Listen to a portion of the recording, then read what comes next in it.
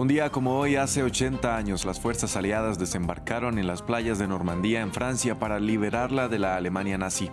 Líderes mundiales se reúnen en estos lugares para conmemorar el llamado Día D, en presencia de veteranos que participaron de la operación militar. En noticias de la guerra en Gaza, al menos 40 personas muertas, entre ellos 14 niños. Dejó un bombardeo de las fuerzas israelíes en una escuela de la Agencia de las Naciones Unidas para los Refugiados Palestinos que albergaba a desplazados. Israel sostiene que bombardeó terroristas. Países Bajos inaugura las votaciones al Parlamento Europeo que se extenderán por 4 días en los 27 países de la Unión y en las que se escogerán a 720 diputados. Unos comicios que enfrentan desafíos políticos como la creciente popularidad de los euroescépticos y nacionalistas de extrema derecha. Hola, ¿qué tal? Muy buenos días. Bienvenidos a una nueva emisión de noticias en France 24. Los saluda Andrés Mesa Muñoz. Empezamos en Francia. Líderes de varios países participan de los eventos de conmemoración del aniversario número 80 del Día D, cuando las fuerzas aliadas desembarcaron en las playas de Normandía, en el norte del país, para liberarlo del dominio nazi el 6 de junio de 1944. Un evento que también participó la liberación trajo la liberación de Europa Occidental. En el siguiente informe hacemos un repaso de esta histórica fecha. Teherán, diciembre de 1943. En medio de un ambiente de desconfianza mutua, por primera vez durante la guerra se reúnen los líderes aliados. Churchill, Roosevelt y Stalin discuten el futuro de Europa y su estrategia militar. Al finalizar la reunión, Reino Unido y Estados Unidos se comprometen a ayudar a la Unión Soviética abriendo un nuevo frente al oeste. Tras fallar la invasión de Italia en 1943, solo queda una opción: Francia. El problema: Hitler ha ordenado un proyecto de defensa faraónico en el Atlántico que va desde Noruega hasta la frontera franco-española. 5.000 kilómetros de minas, muros, alambres de púa y búnkers. Del otro lado del Canal de la Mancha, en absoluto secreto, británicos, estadounidenses y canadienses se preparan para una de las invasiones militares más grandes de la historia, la Operación Overlord, un complejo plan que incluye ejércitos falsos, engaños de inteligencia y la flota de desembarco más grande jamás vista.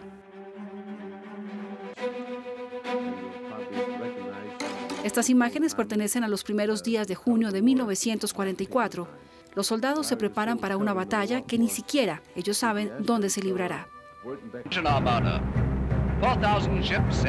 En la madrugada del 6 de junio, los primeros barcos partieron y solo en ese momento la mayoría de los soldados descubrieron el lugar del desembarco, las playas de Normandía. El plan aliado consistía en dividir en 5 las tropas. Los estadounidenses se dirigieron al oeste a las playas de Utah y Omaha con el objetivo de capturar el estratégico puerto de aguas profundas de Cherburgo. Los canadienses se encargaron de Juno y los británicos de Gold y Sword, buscando capturar la ciudad clave de Caen. A las 6:30 de la mañana, más de 150.000 soldados empezaron a llegar a las costas francesas. Fueron recibidos con fuego de artillería y ametralladoras.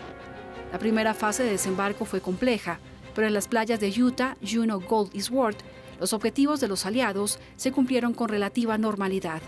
Sin embargo, las primeras horas en Omaha serían una carnicería.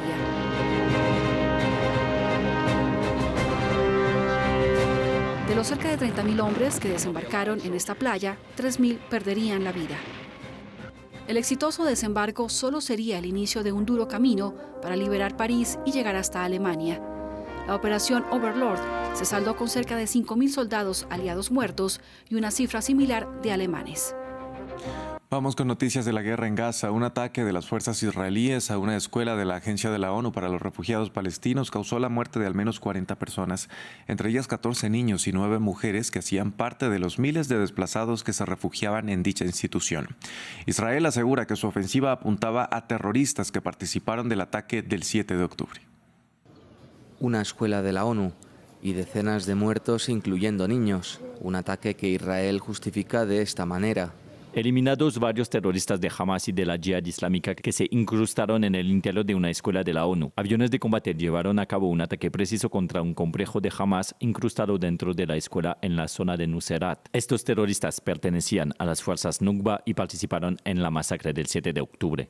Tel Aviv afirma que el ataque al centro educativo albergaba terroristas, por lo que llevó a cabo, afirman, un ataque preciso contra una base de Hamas. Y como consecuencia, eliminó, dicen, a varios terroristas sin especificar cuántos, ni quién. En Gaza los testimonios son diferentes.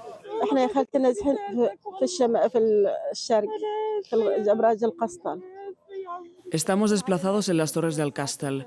Mi hijo nos llamó a las 2:30 de la mañana para decirnos que Ahmed había sido martirizado. Les alcanzaron con un misil en el aula, en la escuela. Vinimos aquí. Hemos estado despiertos y no hemos dormido hasta ahora.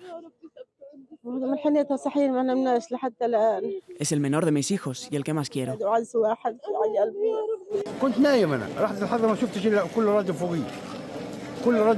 Estaba dormido cuando me encontré cubierto de escombros. El cohete impactó y atravesó el segundo piso. Salimos a ayudar a la gente y a los mártires. Las escuelas de la ONU en toda Gaza han funcionado como refugios desde que comenzó la guerra, que ha desplazado a la mayor parte de la población del territorio de 2,3 millones de palestinos. La Unión Europea inició hoy las elecciones al Parlamento Europeo que se extenderán hasta el domingo y el primero en votar es Países Bajos, seguido de Irlanda y República Checa este viernes y el resto de países el fin de semana.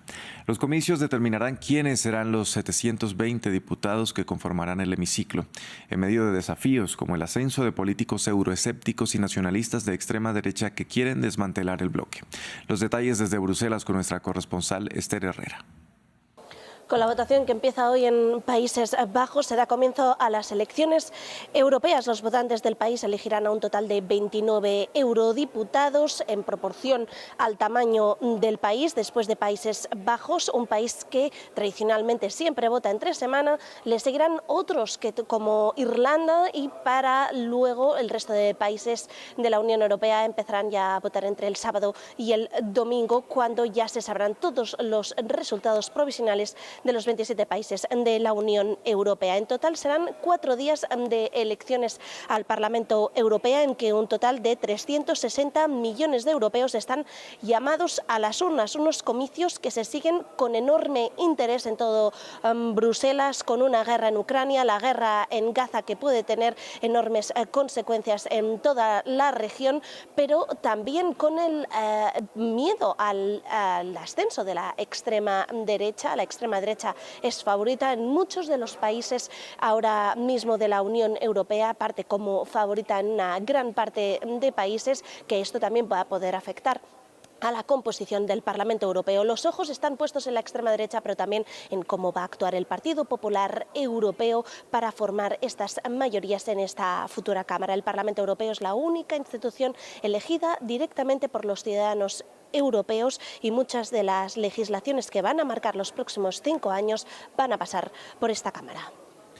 La migración ocupa un lugar esencial en el debate entre los candidatos a las elecciones europeas. Los votantes eligen desde este jueves 6 de junio hasta el domingo 9 de junio, como ya lo decíamos, a sus representantes al Parlamento Europeo.